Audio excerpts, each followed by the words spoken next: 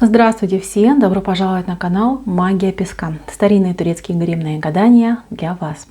Дорогие зрители, гости канала, тема сегодняшней отсыпочки звучит так. Нуждается ли он в вас? Кто вы в его судьбе? Мои милые, если тема интересна, пожалуйста, присоединяйтесь к моему гаданию.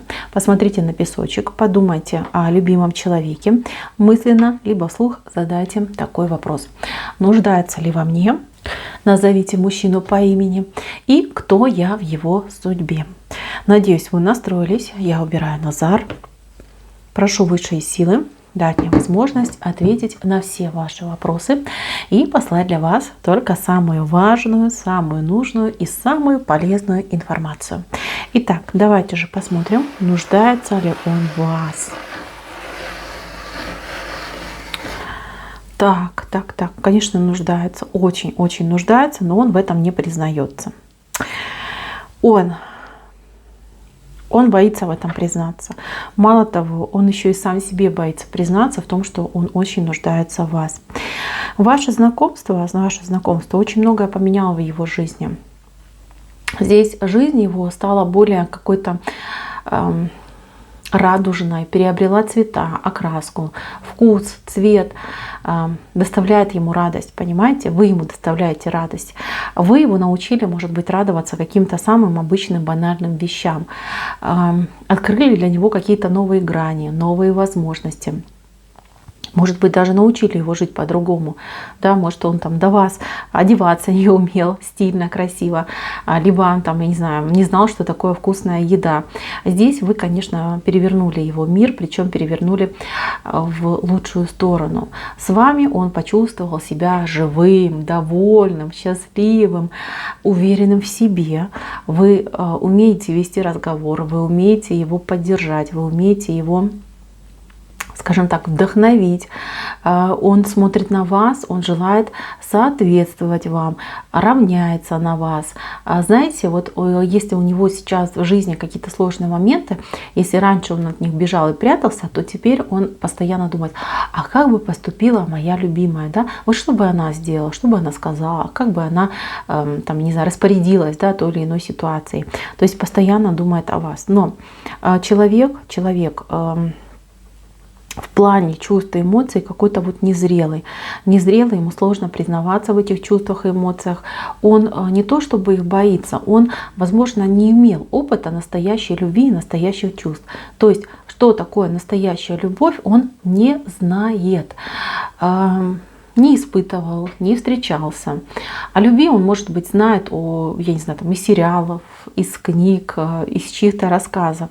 Но сам до вас он не любил, поэтому ему сложно определить, какие чувства у него есть.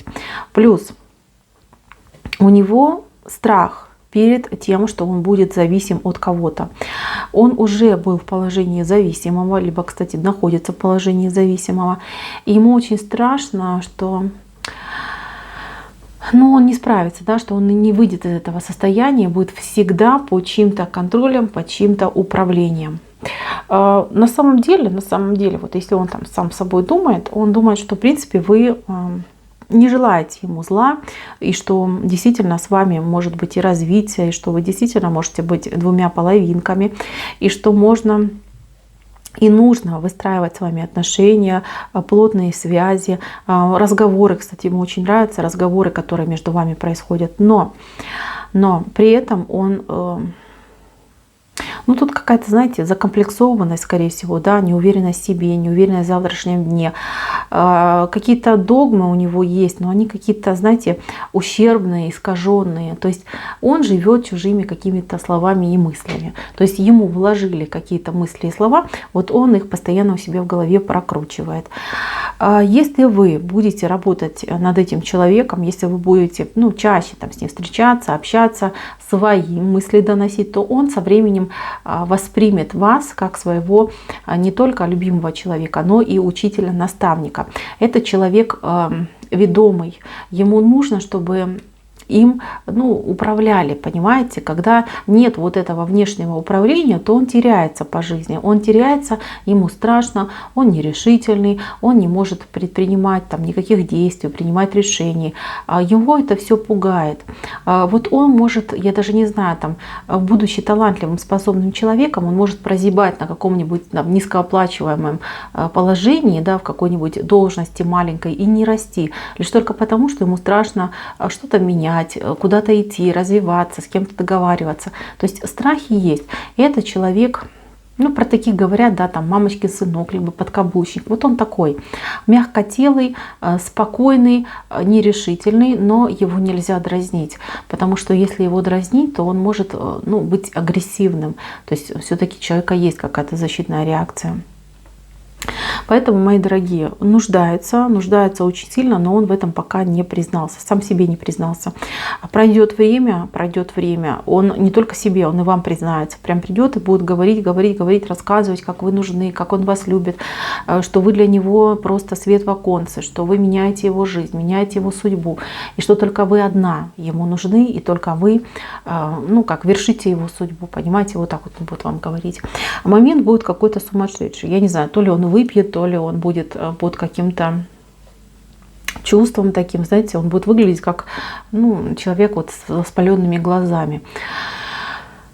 На него очень повлияет какая-то ситуация. Ситуация может быть в его семье, либо в его окружении. Он испугается за жизнь, он испугается за будущее. Возможно, будет какая-то потеря проходить. Да? Там либо чей-то развод громкий, либо действительно человек потеряет жизнь. Да? И вот как это он видит эту трагедию. Да? Вот прям именно момент какой-то трагедии на него повлияет. Если человек вам нужен, если вы его хотите, дождитесь. Он придет, он будет вести себя совершенно по-другому.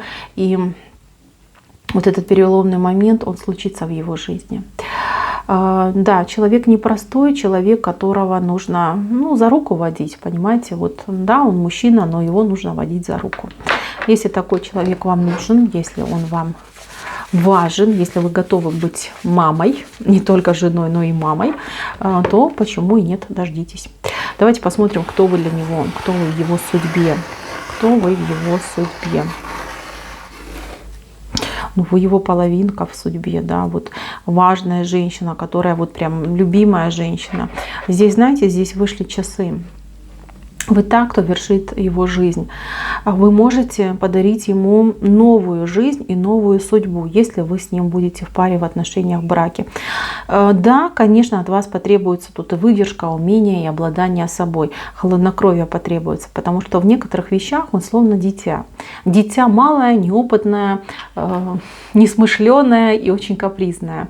Это, да, это в этом мужчине есть. Но в других вещах он очень сильный, он заботливый, и он может себя проявлять как мужчина. У этого человека, кстати, в судьбе, ну, тут какой-то момент, либо он может в тюрьму попасть, либо уже был, либо под судом ходить, да, вот под какой-то опасностью, вот именно заключение, не знаю, тут такое что-то идет, лишение чего-то, вот у него как, ну, идут. Вот он небо видит как-то через решетку, понимаете, вот что у него в судьбе идет. Вы же со своей стороны, либо вы ему можете залечить эти раны и травмы, да, от этой ситуации, либо вы можете наоборот, ну, уберечь его, да, вот уберечь от этой ситуации. Вот это идет. Вот вы вдвоем, видите, вы для него важная женщина, вы для него половинка.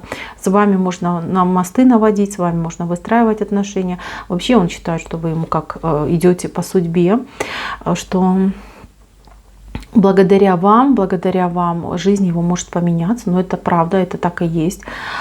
И вот с вами он может почувствовать себя счастливым, довольным и, как ни странно, я не знаю, сытым. Возможно, вы вкусно готовите, возможно, он кушал вашу еду, либо слышал о том, что вы вкусно готовите, либо, ну, вы действительно искусный кулинар, который будет этого человека, я не знаю, там, закармливать вкусняшками. Почему-то сытость именно идет, вот стол идет. Так, кто вы еще в его судьбе?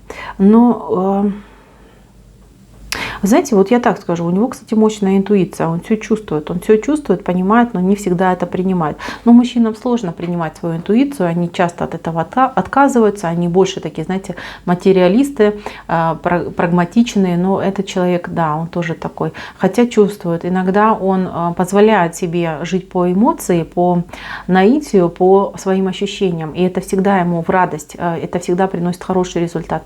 Но здравый смысл всегда вот ему противоречит и говорит, что нет, что мы не верим в это, мы нет. Кто угодно, но только не мы. Он может там высмеивать даже эзотерику, магию, там, не знаю, там, гороскопы может высмеивать. Но на самом деле вот он колеблется, потому что понимает, что да, что-то в мире есть. Вас он почувствовал на расстоянии. Вот вы можете смеяться, можете там не верить, но он вас почувствовал на расстоянии. Вашу энергетику, ваш запах, вашу душу, даже, может быть, имя ваше предсказал. Вот это у него было. И вот это вот ощущение, это настроение по отношению к вам, оно его не покидает. И он все время думает, а что это такое? Либо это я действительно там предсказал себе любимую, либо она что-то мне сделала, да? Либо это там чертики постарались. У него, кстати, на эту тему вопрос есть. Он не мистик, нет, не мистик, но еще раз говорю, да, что-то вот он ощущает, что-то есть, да, а что конкретно не знает. Так, еще, кстати, человек может быть какой-то либо... Смотрите, у него вот про него говорят, да, в тихом омуте черти водятся. Вот я вам говорила, да, его нельзя травмировать и нервировать, потому что он действительно может просто с катушек слетать. Вы имеете над ним какую-то власть, вы можете его успокаивать. Вернее, когда он с вами, ваша энергетика его успокаивает. И вот он считает так, что вот я с ней могу преодолеть какие-то свои, может быть, заскоки, да, по-другому не скажешь. Он чувствует, что на него иногда накатывают, какие-то прям приливы у него бывают, там, импульсивные, агрессивные, он это все за собой знает. А вот вы его вот успокаиваете. Когда вы вместе, вот ему не хочется там не бунтовать, не кричать, там, не знаю, там, не биться головой об стенку.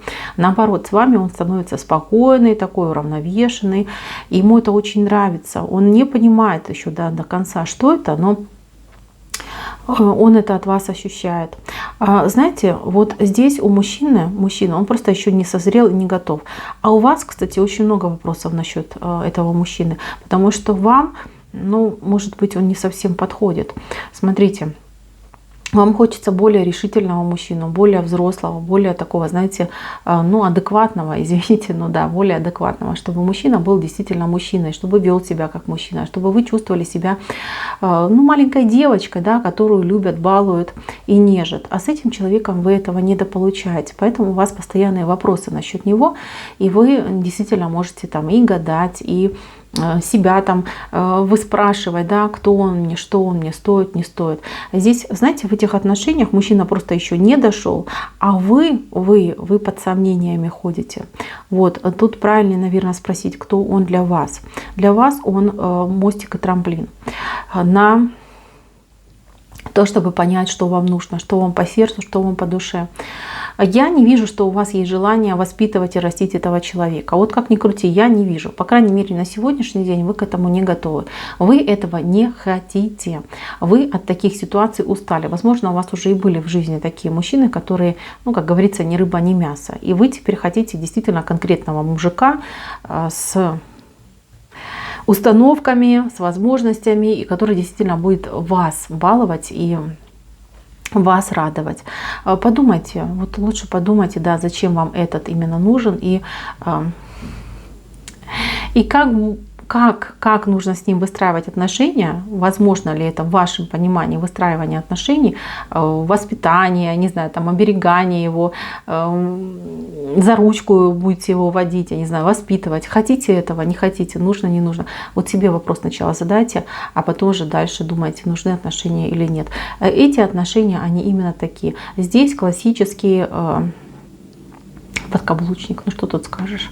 Да, он может быть брутальным, да, он может там выглядеть как-то там строго, там еще что-нибудь, да, типа независимо. На самом деле душа здесь у мужчины подкаблучника. Подумайте, спросите себя, найдете ответ именно в себе.